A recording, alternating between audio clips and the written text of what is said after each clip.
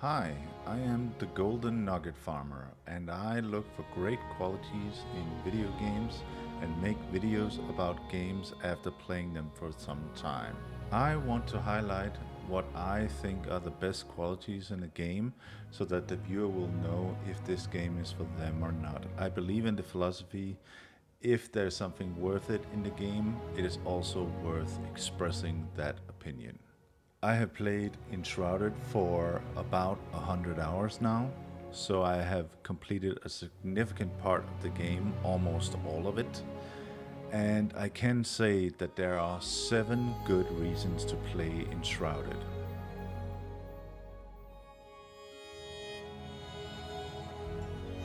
Number 1, it has great character mobility with the right skill setup. If you have the right skill setup on your character, you can both double jump and boost your glider with an updraft while flying.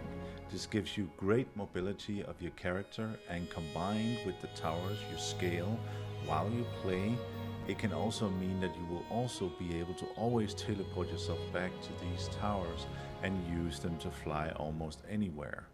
If you place your main base at the top of the pillars of creation, you can almost fly anywhere you want on the map with the final glider.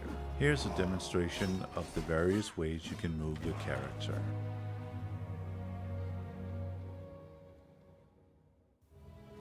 The second reason to play Enshrouded is that the world is a custom-built world.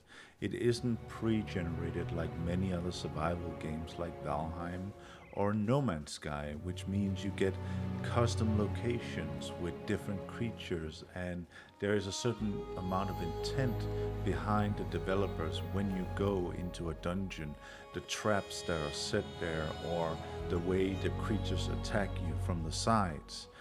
There's many structures, cities and caves you can explore which have been created. You can even claim these pre-built buildings if you're not up to creating your own base, which can take time. Here are some of the buildings that might be to your liking.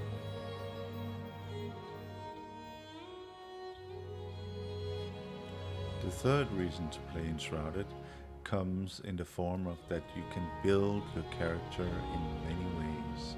There are magic, melee, and archery specializations, which means you can make a hybrid of all 3 things or focus specifically on one thing.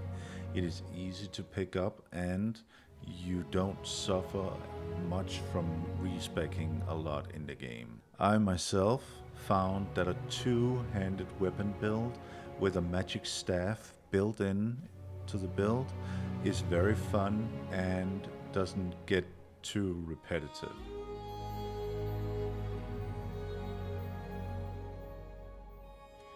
The fourth reason to play Enshrouded comes with the shroud itself, which is an interesting mechanic that have you kill mobs, but you always have a counter on top of the screen which slowly counts down, and if it reaches 0, you die.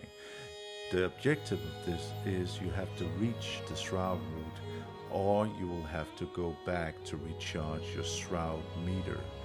This makes a nice dynamic in gameplay, which is exciting with both attritional gameplay and risky gameplay. Also, the shroud is pretty scary thematically, like it's a shroud that kills everything. I tend to think of like movies like The Mist, where everything dies that goes into it, and so I just thought it was a nice thematical thing that they put into the game.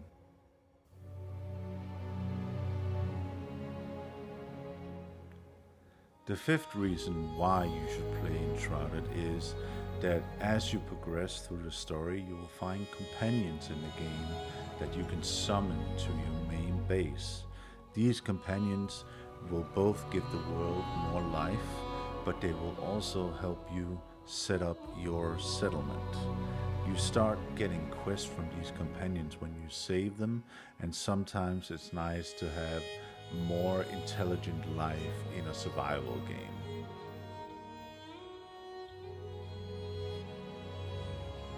The sixth reason the game appeals to me is that it's for a more casual crowd. There's not a lot of limited resources in the game that hinder your progress. It's easy to make food, and repairing gear is instantaneous, which means there'll be very little slowdown when you're playing the game.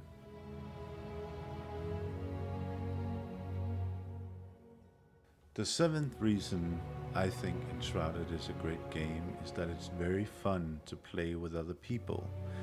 It makes a great gaming night with three of your friends, and you can do a lot to mess around with other people while you're playing it.